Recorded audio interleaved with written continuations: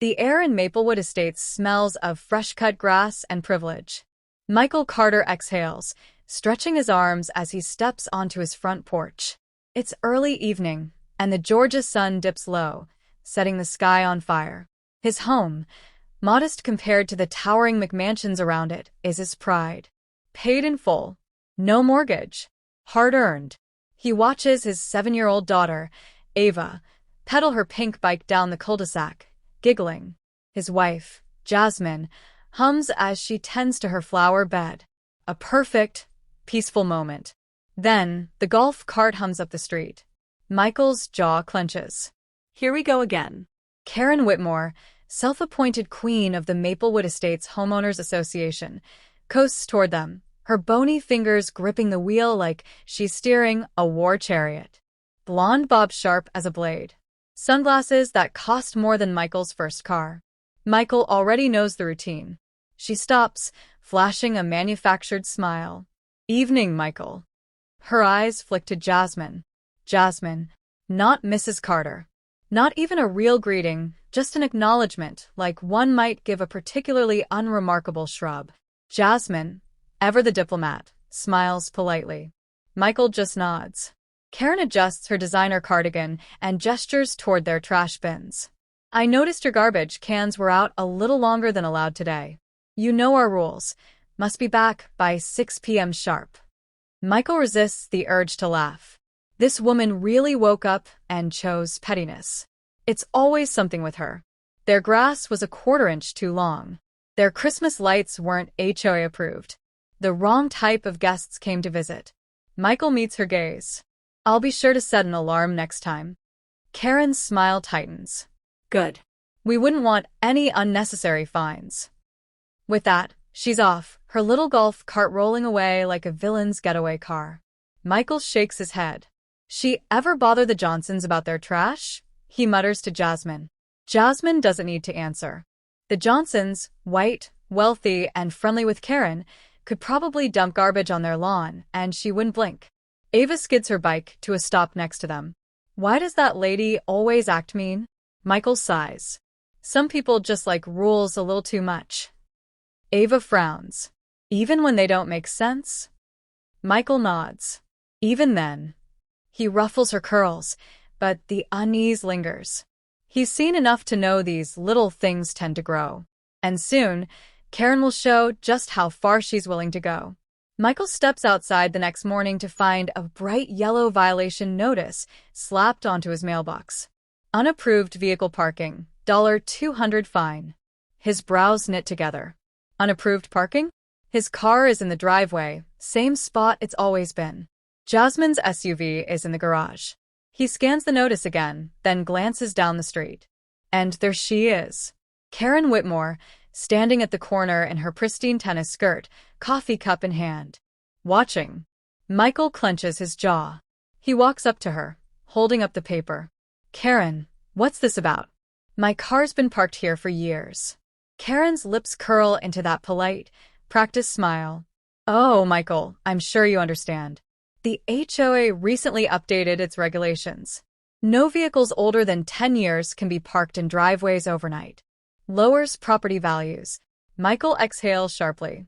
That's new. He's been here long enough to know the HOA handbook inside and out. His 2012 Chevy isn't a showroom model, but it's clean, well-maintained. And plenty of other cars in the neighborhood are just as old. Karen tilts her head. Of course, exceptions can be made. The board, meaning me, has discretion. But you understand, I have to enforce the rules fairly. Michael narrows his eyes. Fairly? He glances down the street, where Mr. Langston's ancient Ford truck sits rusting in his driveway. No violation sticker in sight. You're telling me it's just a coincidence I got this notice? That my car, is suddenly a problem? Karen's smile never wavers. Rules are rules. Michael takes a slow breath. She wants a reaction. Wants him to get angry, to make a scene. Instead, he nods. I'll take care of it. He turns and walks away, fists tight. A pattern forms. Over the next few days, the notices pile up. Trash cans left out too long. Lawn edging not trimmed properly. Porch light too bright. Every time it's something small, something petty. But Michael notices the pattern. The Johnsons, the Millers, the other white families, untouched. And then, on Friday morning, Jasmine storms into the kitchen, phone in hand. Michael, come look at this. She holds up a neighborhood forum post from Karen. HOA reminder. Our community prides itself on maintaining a high standard. Unfortunately, certain homeowners continue to ignore regulations. We must hold everyone accountable, no exceptions. Michael exhales. She's coming after us publicly now. Jasmine nods, jaw tight. And the comments? Some people just don't respect the rules. We all know who this is about. Michael's stomach knots. This isn't just about HOA violations anymore. It's a message. And he's starting to realize this is only the beginning. Michael has had enough. Saturday morning, he walks straight to Karen Whitmore's house. She's in her front yard, meticulously pruning her roses, wearing a smug smile like she's been expecting him. Karen, we need to talk. She doesn't even look up. Michael, if this is about your recent violations, I assure you, everything has been handled fairly. Fairly? He scoffs, holding up a stack of notices. Then why am I the only one getting these? Karen sighs, as if he's the one being difficult. Michael, I understand this might feel frustrating, but it's not personal. We just have a standard to uphold. His fists clench. Not personal? Langston's truck has been sitting in his driveway for 5 years. The Johnsons have trash cans out all weekend. But I get fined? Come on, Karen. We both know what this is. Karen finally looks at him, eyes gleaming with condescension. Michael, be careful with what you're insinuating. There it is. The warning. A threat wrapped in politeness. Michael exhales sharply, knowing there's no reasoning with her. He needs proof. Gathering evidence. That night, Michael sits on his porch, phone in hand. Jasmine watches from the doorway, arms crossed. This is a bad idea, she warns. This is the only idea, Michael counters. At exactly 10 p.m., he starts recording. The Johnsons' garbage cans? Still out. Langston's rusty truck? Still parked in the driveway. Kids from down the street? Blasting music past the HOA's quiet hours. No fines. No Karen. No notices. Michael captures it all. Time-stamped. Clear as day. The next morning, he gathers a few neighbors, Mr. Patel, Mrs. Hernandez, and the Thompsons, who've had their own run-ins with Karen. He shows them the footage, the patterns. Mrs. Hernandez shakes her head. She hit me with a wrong fence color fine last year, but my neighbor painted theirs the same shade and got off scot-free. She overcharges my landscaping fees every time, Mr. Patel mutters. And I've seen her wave others through. Michael nods. She's targeting certain families. Certain kinds of families, Jasmine corrects. They all exchange looks. It's time to fight back. Karen doubles down. Monday morning, Michael emails his footage to the HOA board and requests a formal review. By noon, his phone rings. Karen. Michael, she says, voice sickly sweet. I saw your little complaint. Michael stays silent, letting her talk. I just want you to know, we take all concerns seriously. But spreading misinformation? That can lead to consequences. HOA privileges, community standing, even your property value could be affected. Michael grips the phone tighter. She's threatening him, but he refuses to be intimidated. I'll see you at the review meeting, Karen. A sharp inhale. Then click. The retaliation. By Tuesday morning, things escalate fast. Ava's bike, her beloved pink bike, is missing from the porch. Jasmine finds it tossed in the neighborhood pond. That same day, a violation notice arrives, this one a final warning. Failure to comply may result in legal action and property assessment fines. Michael grips the paper, so hard it crumples.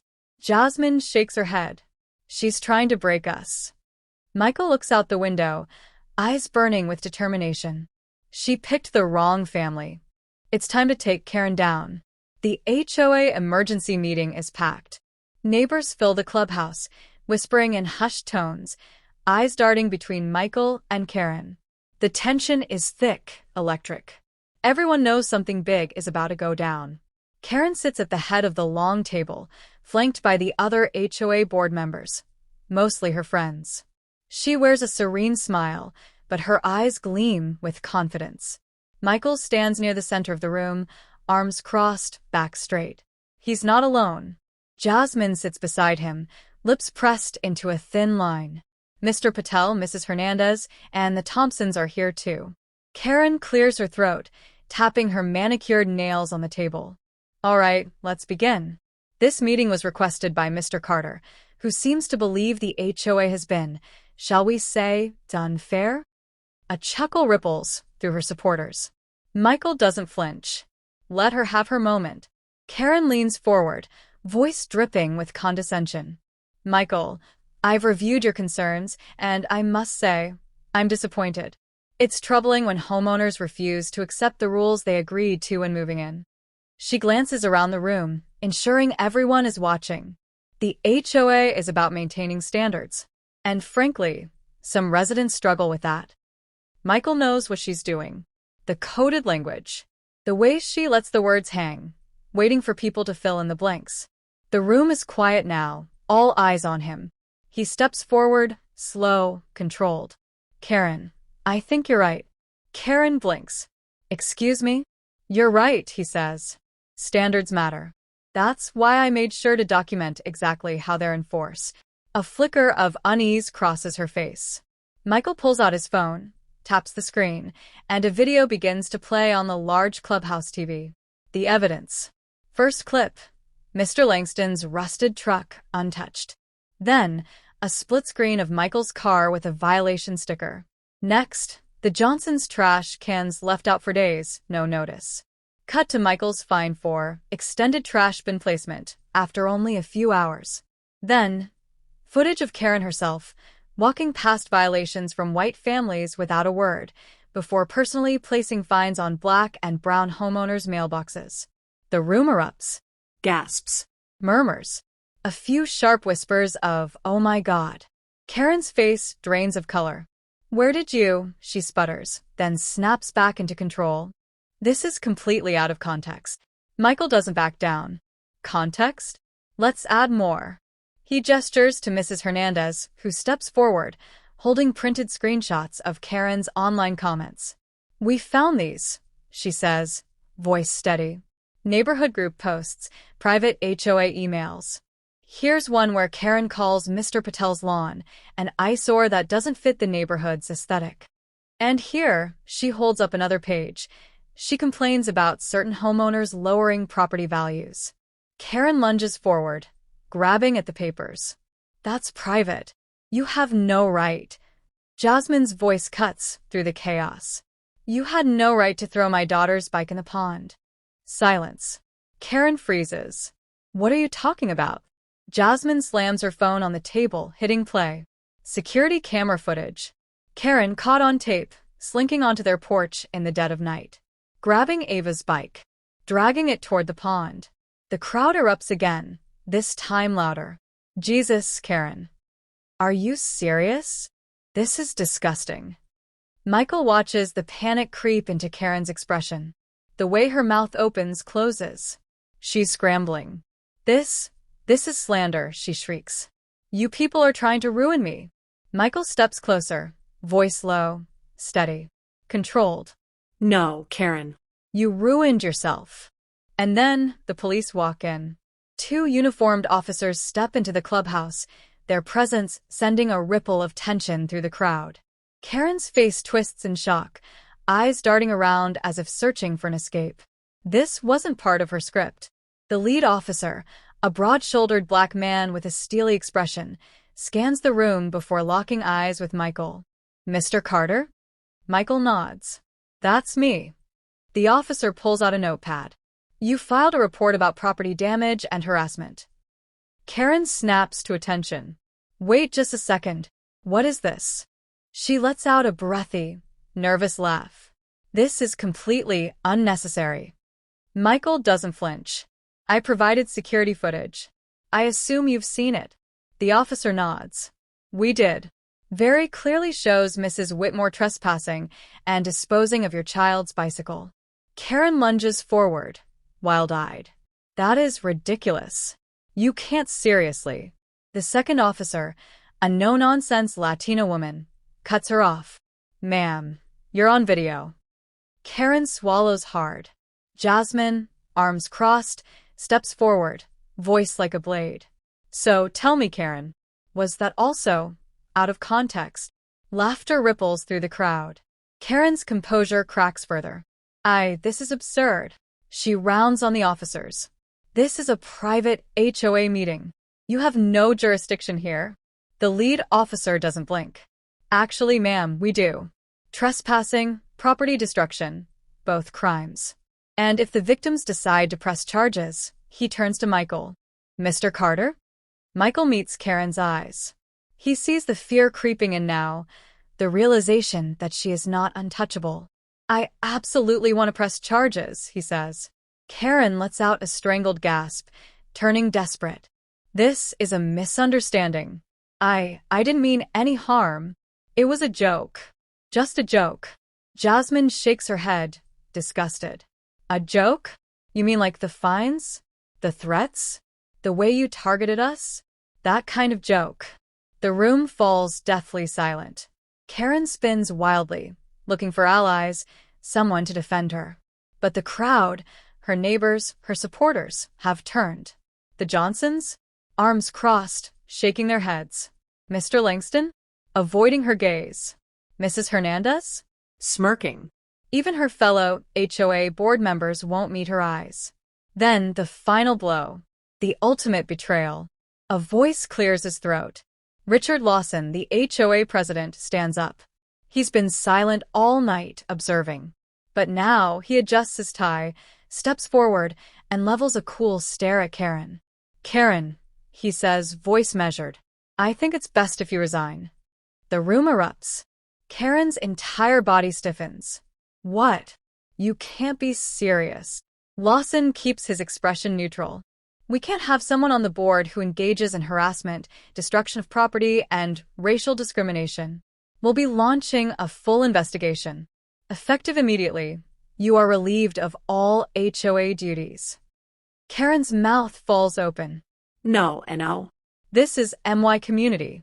You can't just. Lawson simply gestures to the officers. You're trespassing now. I suggest you leave. Karen starts shaking. Richard, please. I've done so much for this neighborhood. His expression doesn't change. And now you've done enough. A slow clap starts in the back of the room. Michael turns to see Mr. Patel, grinning. Then Mrs. Hernandez joins in. Soon, half the room is applauding. Karen looks around, chest heaving, face red with humiliation. This isn't over, she hisses at Michael. Michael just smiles. Oh, I think it is. And with that, the officers escort Karen Whitmore out of the clubhouse, forever. The next morning, Karen Whitmore's world collapses. Her name is plastered all over social media. A video from last night's HOA meeting has gone viral. The security footage, the racist enforcement of fines, her complete meltdown.